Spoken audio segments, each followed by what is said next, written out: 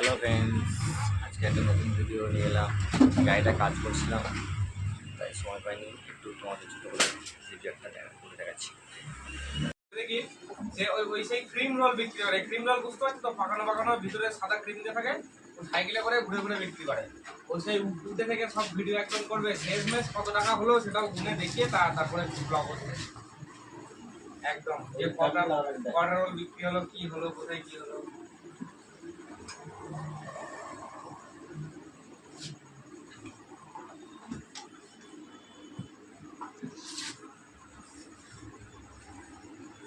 মানুষকে কম কম দেখা যাবে, বেশি ইনকাম হলেও কম দেখা যাবে তো অবশ্যই। খালি সিটটা দিতে পারবো, সিটটা দিতে না পেলে